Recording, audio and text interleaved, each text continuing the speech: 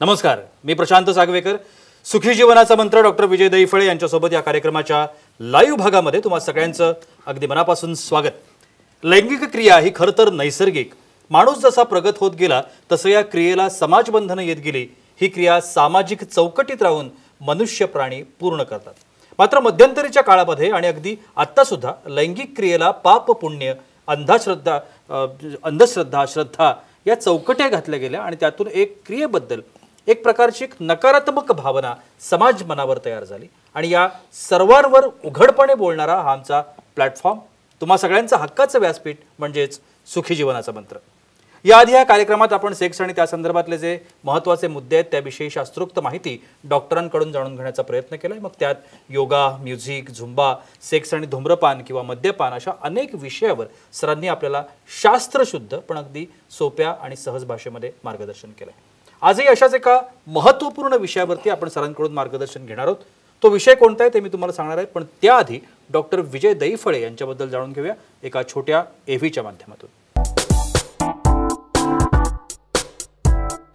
Doctor विजय दहिफळे हे एक प्रसिद्ध सेक्सोलॉजिस्ट, यूरोलॉजिस्ट आणि अँड्रोलॉजिस्ट आहेत. डॉक्टर दहिफळे यांचे क्लिनिक हे औरंगाबाद, हैदराबाद, दिल्लीमध्ये द्वारका, पुणे तसंच नवी मुंबईमध्ये नेरूळ, दादर, अंधेरी, कल्याण, नाशिक, अहमदाबाद आणि दुबईमध्ये सुद्धा आहेत. डॉक्टर नेहमीच देशविदेशात कॉन्फरन्सेस आणि सेमिनारसाठी जात असतात आणि सेक्सबाबतच्या सगळ्या समस्यांवर मार्गदर्शन करत असतात. डॉक्टरांविषयी आपण जाणून घेतलं. आज आपण चर्चा करणार आहोत 50 नंतरचं सेक्स लाईफ या विषयावरती आणि त्यासाठी मार्गदर्शन करण्यासाठी आज डॉक्टर विजय दैफळे पुन्हा एकदा आपल्यासोबत आहेत. आपण सरांचं स्वागत करूया. सर, स्वागत आहे. नमस्कार. 50 नंतरचं सेक्स लाईफ अर्थात 50 आणि 50 नंतरचं लैंगिक आयुष्य याबाबत आपण चर्चा करताना अनेक सामाजिक मुद्दे सुद्धा लक्षात घेण्याचा प्रयत्न करतोय. गेल्या भागामध्ये मी पती आणि पत्नींमध्ये असणारं किंवा असलेली जी वयाची तफावत आहे त्याबाबत बोललो होतो. आज त्यातलाच एक महत्त्वाचा मुद्दा मी आपल्यासमोर मांडणार आहे आणि तो म्हणजे पत्नी वयानं मोठी असेल तर. हा बघा ना, अनेकदा पती पत्नीपेक्षा 15-15, 20-20 वर्षाने मोठा असतो. ही गोष्ट आपण प्रघात म्हणून, परंपरा म्हणून किंवा अगदी एक चालरीती म्हणून सुद्धा आपण स्वीकारतो. पण एखाद्या घटनेत जर पत्नी पतीपेक्षा मोठी असेल तर बापरे, आपण हे काहीतरी जगावेगळं, काहीतरी अघटित किंवा मग काहीतरी फारच हास्यास्पद वगैरे ऐकतोय किंवा पाहतोय अशा सगळ्यांच्या प्रतिक्रिया असतात. असं का? याचं उत्तर मात्र कोणालाच नीटसं सांगता येणार नाही आणि तसं शास्त्रीयदृष्ट्या कोणी सिद्ध पण करू शकणार नाही. पुरुषप्रधान संस्कृती असलेल्या आपल्या समाजामध्ये या बाबतीत देखील स्त्रीला पुन्हा एकदा दुय्यम स्थानीच ढकलल्याचं आपण पाहतो. पण समाज बदलतोय हे सुद्धा मान्य करायला हवं. खरं तर अशा पद्धतीचे विवाह जेव्हा होतात तेव्हा बरीच कारणं त्याला असू शकतात. काही ठिकाणी पती किंवा पत्नीचं कोणापैकी एकाचं अकाली त्यांचा मृत्यू होत असेल किंवा घटस्फोटासारखी कारणं असतात किंवा अन्य बरीच कारणं असतात. अशा वेळेला तो किंवा मग नव्याने जोडीदाराच्या साथीने नवं राज्य सुरू करण्याचा प्रयत्न करतात. पण शेवटी शारीरिक समस्या या येतातच. कारण वय हा त्यातला एक खूप महत्त्वाचा फॅक्टर असतो, महत्त्वाचा भाग असतो असं मला वाटतं. त्यात घाबरण्याचं काही कारण आहे किंवा निमूटपणे नैसर्गिक भावना दाबून ठेवण्यामागं त्याचं काही कारण आहे असं मला वाटत नाही. पण या सगळ्यावर बोलायला हवं, तज्ज्ञांकडे जायला हवं, त्यांचं मार्गदर्शन घ्यायला हवं. तुम्हाला सुद्धा तुमच्या आयुष्यात अशी काही समस्या भेडसावत असेल तर सगळ्यात आधी तज्ज्ञ डॉक्टरांचा सल्ला घ्या असं मी सांगेन. आणि अगदी सरांना म्हणजेच डॉक्टर विजय दैफळे यांना देखील तुम्ही भेटू शकता, त्यांचं कन्सल्टेशन घेऊ शकता, सल्ला घेऊ शकता. सरांची जी महाराष्ट्रातली वेगवेगळ्या ठिकाणी असणारी क्लिनिक्स आहेत, मग त्यामध्ये औरंगाबाद आहे, पुणे आहे, नेरूळ आहे, दादर आहे, ठाणे आहे, कल्याण आहे, नाशिक अशा सेंटर्सवर जसे इतर अनेक जण नियमित येतात, सरांचा सल्ला घेतात, तसं तुम्ही सुद्धा करू शकता आणि आपल्या सगळ्या शंकांचं निरसन करून घेऊ शकता. 50 नंतरचं लैंगिक आयुष्य या विषयावर या कार्यक्रमात आमच्यासोबत आज तुम्ही सुद्धा सहभागी होऊ शकता. तुमच्या मनातल्या ज्या काही समस्या अडचणी सरांना तुम्ही थेट विचारू शकता. त्यासाठी आमचा स्टुडिओ क्रमांक लिहून घ्या.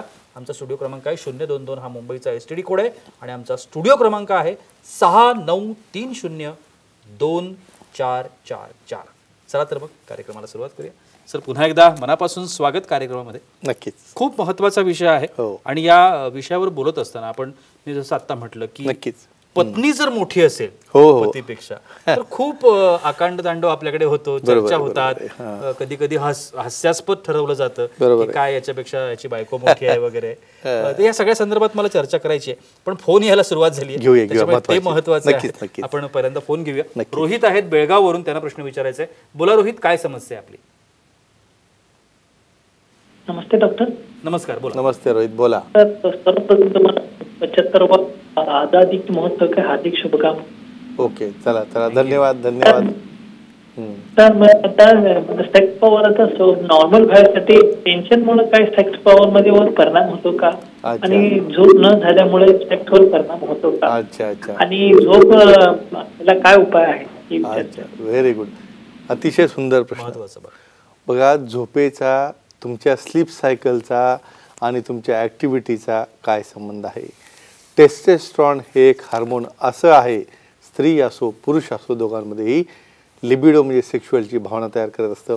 समजा तुम्हाला 8 तास झोप बरोबर नाही मिळाली तर अशा कंडिशनमध्ये टेस्टेस्ट्रॉनच्या मात्रा तयार होण्याचं प्रमाण कमी होतं, तुमचं माइंड डिस्टर्ब व्हायला लागतं. आणि अर्थात जेव्हा टेस्टेस्ट्रॉन तयार होणार नाही तेव्हा काय होणार? तुमचं लॉस ऑफ लिबिडो, इच्छाशक्ती कमी होणार. अशा वेळेला तज्ज्ञांना भेटा, अतिशय चांगले ट्रीटमेंट आहेत. टेस्टोस्टेरॉन रिप्लेसमेंट थेरपीसारख्या ट्रीटमेंट आहेत. काउन्सिलिंग केल्यानंतर, ट्रीटमेंट दिल्यानंतर अतिशय चांगला रिझल्ट मिळेल, यांना काळजी करायची गरज नाही. पुढचा कॉल घेऊया. दादा उबाळे आहेत जामखेडवरून, त्यांना प्रश्न विचारायचा आहे. बोला दादा, काय समस्या आहे आपली? नमस्कार सर. नमस्कार, बोला. बोला दादा. अनेक पुरुष वेगवेगळ्या प्रकारचे मद्यप्राशन करत असतात. ओके. यामध्ये उदाहरणार्थ बीपी, IB, नंबर 1 अशा अनेक प्रकारचे मद्यप्राशन करणाऱ्या पुरुषांची तब्येत व्यवस्थित दिसते. ओके. परंतु देशी दारू हे मद्यप्राशन करणाऱ्या पुरुषांची तब्येत एकदम लहान, हडकुळी, बारीक तसेच जाम दिसते. ओके. म्हणून माझा प्रश्न असा आहे की देशी दारू हे मद्यप्राशन करणाऱ्या पुरुषांची तब्येत जशी लहान होत जाते तसा प्रायव्हेट पार्ट देखील लहान होत जातो की नाही, तसेच प्रायव्हेट पार्टवर काही दुष्परिणाम होतात की नाही याबद्दल सांगा सर. एक्सलंट, खूप महत्त्वाचा आणि सामाजिक मुद्दा आहे. नक्कीच, आणि रिसर्च टॉपिक. नक्कीच. म्हणजे हे बघा, नेहमी हा प्रश्न येतो की बऱ्याच जेव्हा छानपैकी थोडंसं एखादा पेग घेतलं म्हणजे खूप छान वाटतं, टायमिंग वाढतं, मग एक्सायटेशन वाढतं, आणि तुम्हाला काहीच कळत नाही. मग कुठल्याही प्रकारचं मद्य असो ज्यामध्ये अल्कोहोल आहे, शेवटी प्रश्न घ्यायचे अल्कोहोलशी. हे बघा, अल्कोहोल हे काय करतं की तुमच्या prefrontal cortex, hippocampal area यामधनं मज्जातंतूचं जे कम्युनिकेशन असतं, हे बघा, स्टिम्युलेशन झाल्यानंतरच नायट्रिक ऑक्साईड बनतं आणि मग प्रोसेस चालू होते इरेक्शनची. आणि लिंग किंवा पेनाईल पार्ट हा स्पॉन्जी टिश्यू आहे. बाबा, स्पंजमधनं जर पाणी बाहेर काढलं तर कोलॅप्स झालं. मग अर्थातच अशा केसमध्ये ते कोलॅप्स होतं, लहान होतं लिंगामध्ये, इन्फ्लेशन होत नाही, त्यांना कमजोरी येते, शीघ्रपतन, लहान लिंग अशा समस्या तयार होतात. तर कुठल्याही प्रकारे लिमिटमध्ये गोष्टी ठेवाव्या. लिमिटच्या पलीकडे गेल्यानंतर मग ते देशी असो विदेशी असो, इफेक्ट अल्कोहोलच दाखवतं आणि नक्कीच त्यामध्ये लहानपणा किंवा कमजोरी येऊ शकते. नक्कीच. पुढचा कॉल घेऊया. हरकत. सोनाली आहेत परभणीवरून, त्यांना प्रश्न विचारायचा आहे. बोला सोनाली, काय समस्या आहे आपली?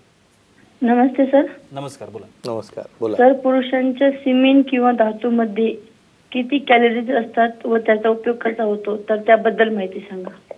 क्या बात, खूप महत्त्वाचं. म्हणजे हा टॉपिक वेगळा घेणार होता आपण. हो.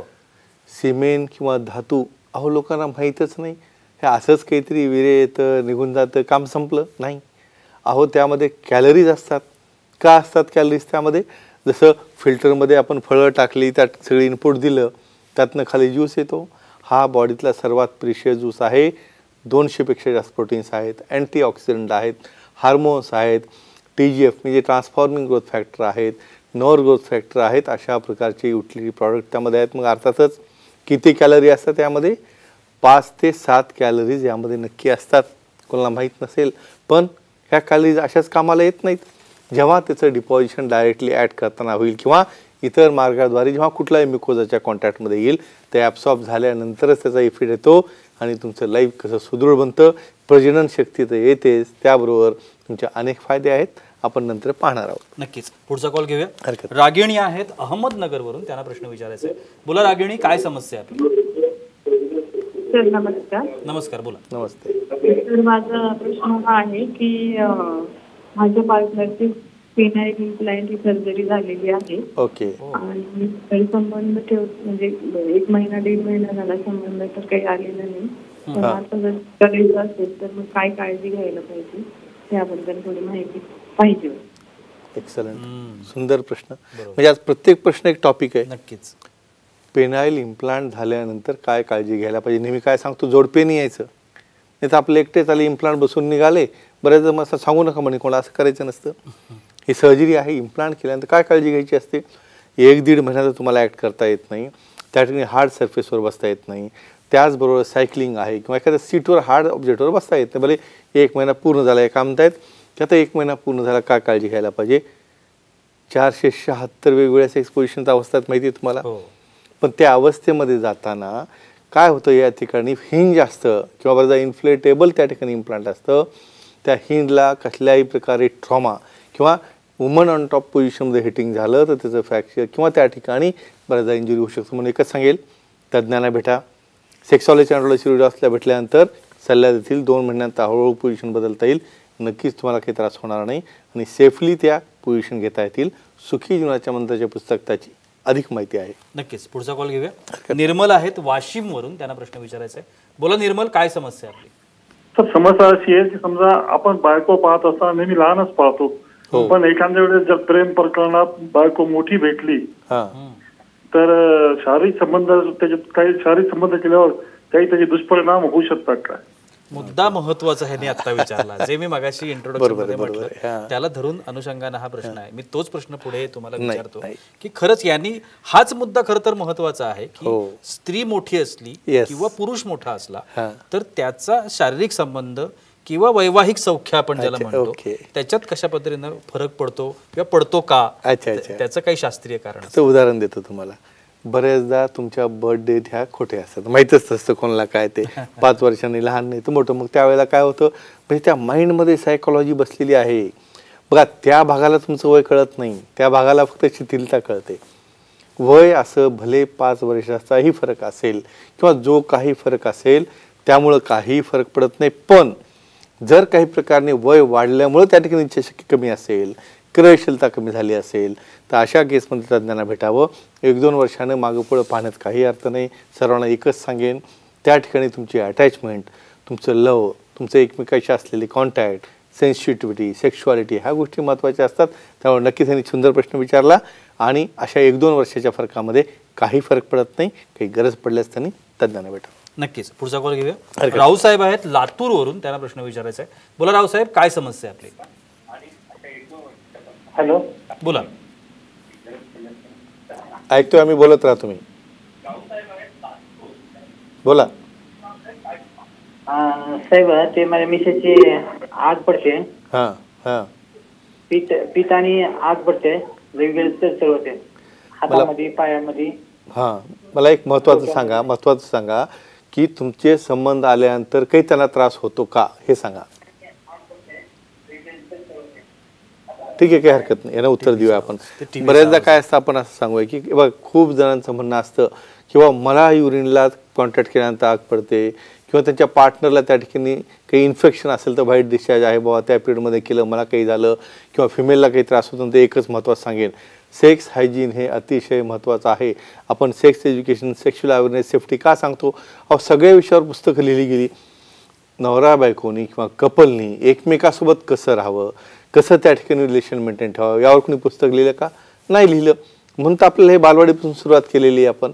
तर या ठिकाणी एकच सांगेन, काळजी घ्या. दोघांनीही तज्ज्ञांना भेटा, दोघांनीही अँटीबायोटिक घ्या, दोघांनाही सेक्स हायजीन शिकवलं जाईल.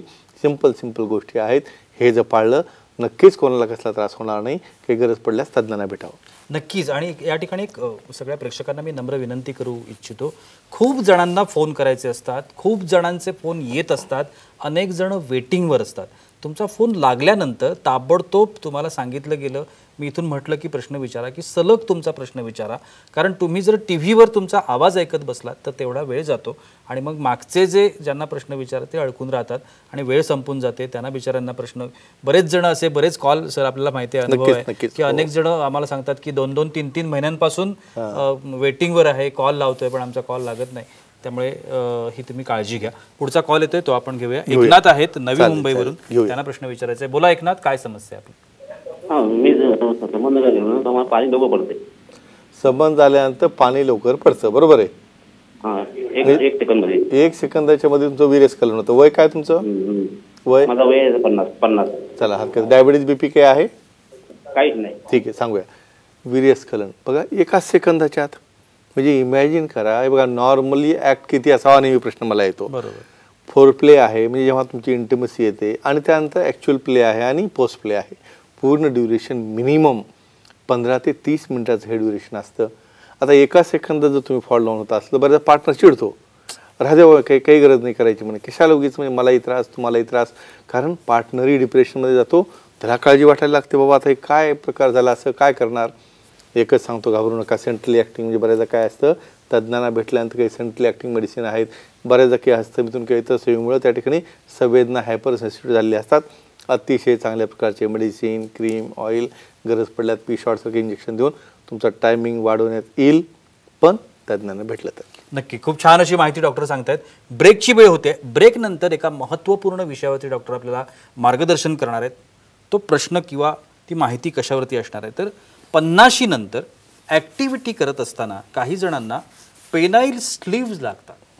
आता हे पेनाईल स्लीव्ज म्हणजे नक्की काय असतं, कशाला म्हटलं जातं, ते कोणी वापरायचे असतात, कशासाठी वापरायचे असतात, असे बरेच प्रश्न, असंख्य प्रश्न मनामध्ये येतील.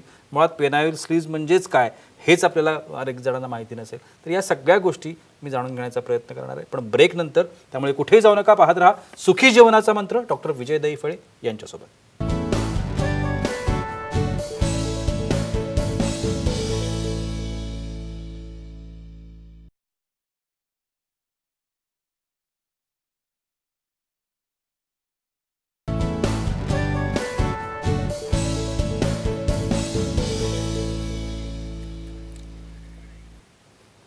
विश्रांतीनंतर सुखी जीवनाचा मंत्र डॉक्टर विजय दहिफळे यांच्यासोबत या कार्यक्रमाच्या लाईव्ह भागामध्ये. पुढच्या भागात तुमचं पुन्हा एकदा स्वागत सगळ्यांचं.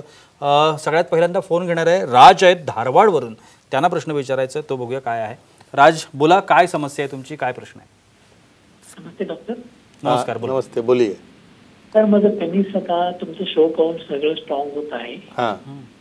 तर मग मी मला 25 ते 30 मिनिटं केल्यावर मग मध्ये इरिक्शन होतं सर. Okay okay. हां, खरं अजून 25% माझं पेनिस टोटल स्ट्रॉंग होईन झाले सर. बरं चालेल. त्याच्यासाठी मला नॅचरल उपाय पाहिजे सर, नॅचरल उपाय. त्याला नॅचरली काय करायचं? बरोबर आहे. सांगूया नक्कीच. त्यांना नॅचरल मेथड पाहिजे. हे बघा, परत सांगेन, सेक्शुअल डिस्फंक्शन हा आजार अजिबात नाही. तुम्ही आजारी पडण्यासाठी जन्माला आलेले नाहीत, पण आपल्या सराउंडिंगच्या कंडिशन, स्ट्रेस आहे, डोक्यावरचा ताणतणाव आहे, लाईफस्टाईल आहे, व्यसन आहे, हळूहळू तुम्ही जर ती कमी केली. हे बघा, मी बंद करा म्हणण्याने काही बंद होणार नाहीत. हळूहळू कमी करा, योगा करा, एक्सरसाइज करा, प्राणायाम करा. काय प्रिन्सिपल आहे तुमच्या ॲक्टिव्हिटीचं? मन शांत असेल, एक्सरसाइज असेल, ऑर्गनचा फ्लो चांगला असेल आणि दोघांचं मनोमिलन असेल, तर काही ह्याचीच मेडिसिनची ना गरज, काही तज्ज्ञाची गरज, पण हे तुम्ही करत नाही म्हणून तुम्हाला तज्ज्ञांची गरज पडते. त्यामुळे मित्रांनो, अजिबात न घाबरता खुलेपणाने तज्ज्ञांना भेटा आणि या शंका निरसन करा, आणि गरज पडल्यास सपोर्ट म्हणून आम्ही मेडिसिन केव्हाही देतो. नक्कीच, खूप महत्त्वाचा भाग आहे. आणि आता जो मी ब्रेक पूर्वी म्हटलं की ऍक्टिव्हिटी करत असताना काही जणांना पेनाईल स्लीव्ज लागतात. आता हे मुळात काय असतं, कोणी वापरायचं, कधी वापरायचं, या सगळ्या संदर्भात काय सांगता? नक्कीच. बघा, आपल्याकडं प्रॉब्लेम असा आहे की आपल्याकडं ना सेक्स एज्युकेशन, अवेअरनेस, सेफ्टी किंवा खुलेपणानं बोलणं नसल्यामुळं, हे बघा, आम्ही 40पेक्षा जास्त कंट्रीज पाहिल्या आहेत. आपली संस्कृती, आपली मर्यादा, आपलं कल्चर हे आपण ध्यानात ठेवून गोष्टी करतायत. तज्ज्ञांना भेटल्यानंतर काही जणांना हा प्रॉब्लेम असेल, पार्टनरला असेल, 50शी झालेली असेल, तर सपोर्ट लागत असेल, तर पेनाईल स्लीव्ह ह्या ज्या आहेत ह्या एक प्रकारच्या सिलिकॉननी बनलेले एक सिलेंडर असतात, किंवा त्या आकाराचेच काही सपोर्टिंग त्याला एंगेज होणारे किंवा त्याला अटॅच होणारे असे डिव्हाइसेस असतात. आणि 50शी नंतर डायबिटीस आहे, बीपी आहे, बाबा मला इंजेक्शन नको, ऑपरेशन नको, घाबरणारा व्यक्ती आहे. आपण व्हॅक्युम इरेक्शन डिव्हाइस पाहिलं, पेनाईल स्प्लिंट पाहिलं, तसं हे पेनाईल स्लीव्ह आहे, जे की आपण एक डुप्लिकेट प्रकाराचं त्यामध्ये होल्ड होणार, त्याच्यात शीतवाले आहेत, ओपन टिपवाले आहेत, असे वेगवेगळे स्लीव्ह आहेत. तज्ज्ञांना भेटल्यानंतर नक्कीच तुम्हाला ते सांगता येईल आणि ज्याला गरज आहे त्याला देता येईल. त्यातनं ह्या तुमच्या कमजोरी किंवा डिस्फंक्शनमधून तुम्ही बाहेर याल आणि तुम्ही दोघंही पार्टनर सुखी आणि आनंदात राहा. नक्कीच. आणि आता कार्यक्रमाच्या अंतिम टप्प्यामध्ये आहोत. नक्कीच. त्यामुळे क्विजकडे वळूया. नक्कीच. विनर चालेल, सांगूया आपण. श्रीकांत पाटील बारामतीचे मागच्या वेळेला आपल्या सेंटरला आले, बुक घेतलं, पुस्तक घेतलं, त्यांनी गिफ्ट घेतले, प्रोटीन घेतले, आपल्या मित्रांना देखील वाचायला पुस्तकं घेऊन गेले आणि आनंद व्यक्त केला. आणि असंच तुम्हाला भेटायचं असेल, गिफ्ट घ्यायचं असेल तर चिठ्ठी काढायला लागेल. बघा आता कोण आहे विनर. आणि मला तर चिठ्ठी लवकर बाहेर जायचा प्रयत्न करते. बघूया, पण ते मास्क वगैरे तुम्हाला वापरायचं बरं का. हो नक्कीच. वा. परत आपण आलो दादरला. राजू पांचाळ दादरचे, यांचं अगदी मनापासून अभिनंदन. एक्झॅक्टली यांना जे आहे, कुठल्या प्रश्नाला उत्तर दिलं होतं आपल्या, पेनाइल स्प्लिंट हे काय असतात आणि पेनाइल स्प्लिंट हे कोणी वापरायचे असतात. तर या ठिकाणी ज्यांना इंजेक्शनचं समजा कॉन्ट्राइंडिकेशन आहे, गोळ्यांचं कॉन्ट्राइंडिकेशन आहे, अशा लोकांना हे स्प्लिंट वापरतात आणि हे स्प्लिंट वापरल्यानंतर त्यांचा त्रास कमी होतो. आणि असंच क्यूबमध्ये सहभागी व्हायचं असेल तर या ठिकाणी पुढचा प्रश्न विचारायला लागेल. नक्कीच. आता स्प्लिंटबद्दल सांगून झालं, पेनाइल स्लीव्ह काय असतात याचं उत्तर आपल्या त्या गुरुवारपर्यंत द्यायचं आहे. ते कोणी वापरावं, कशी वापरावं त्याबद्दल देखील त्यांना माहिती द्यायची. थोडक्यात या ठिकाणी आपली झालेली रक्षाबंधनची इव्हेंट त्याबद्दल सांगतो. या ठिकाणी या इव्हेंटच्या दिवशी काय केलेलं आहे, आपले केंद्रीय अर्थ राज्यमंत्री भागवतजी कराड यांच्या भगिनी ॲस्थेटिक लेझर आणि प्लास्टिक सर्जन यांनी त्यांचं औक्षण करून त्यांना दीर्घायुष्य लावावं, सक्सेस मिळावं याबद्दल रक्षाबंधनचा प्रोग्राम घेण्यात आला. आमच्या हॉस्पिटलचे RMOs आहेत, हॉस्पिटलचा पूर्ण स्टाफ आहे, पूर्ण सगळा कर्मचारी वर्ग आहे, त्याचबरोबर आमचे मित्र आणि फ्रेंड्स यांना देखील स्पेशली आम्ही उपक्रम केला. सुखी जीवनाच्या मंत्राची पुस्तकं ह्या सर्वांना का बरं देण्यात आली, तर कुठंतरी आपल्याला ही जी व्यासपीठ आहे हे एक मोठ्या लेवलला घेऊन जायचं आहे आणि त्या ठिकाणी प्रत्येकाचं आयुष्य सुखी व्हावं, त्याच्या जीवनामध्ये आनंद यावा. हे कपल आहे, पूर्ण फॅमिली आहे, पूर्ण त्यांची नातीगोती आहेत, ही सगळं जवळ राहावीत आणि कोणालाही कसल्या अडचणी येऊ नये. स्पेशली या रक्षाबंधनच्या दिवशी डॉक्टर उज्ज्वला दहिफळे यांनी हे औक्षण करून आणि आमच्या हॉस्पिटलच्या सर्वांना पुस्तकं देऊन खूप छान रीतीने हा करण्यात आला आणि थोडीफार काही माहिती तुम्ही देऊ शकता. नक्कीच. खूप छान असं मार्गदर्शन आजच्याही एपिसोडमध्ये आपल्याला सरांनी केलेलं आहे. नेहमीप्रमाणे जो महत्त्वाचा मुद्दा सरांनी मगाशी म्हटला की वयामधली तफावत, पती आणि पत्नी, आपल्याला खरं तर प्रथा परंपरा जोपासणारा जरी आपला सगळा देश असला तरी कालान्वये काही प्रथा परंपरा या मागे ठेवाव्या लागतात.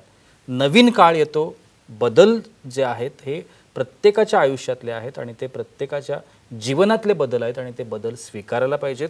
आत्ताच्या काळाच्या अनुषंगानं आपल्याला विचार करणं ही खूप महत्त्वाची गोष्ट आहे आणि त्याकरता म्हणून मला असं वाटतं की सरांचा सल्ला घेणं किंवा त्यांच्याकडे जाणं, एकदा त्यांची भेट घेणं आणि आपल्या ज्या काही शंका, समस्या, ज्या काही अडचणी आपल्या मनामध्ये असतील त्या खुलेआमपणानं त्यांना विचारणं. जसं सरांनी मगाशी म्हटलं की एकट्याने यायचं नाही, दोघांनी यायचं.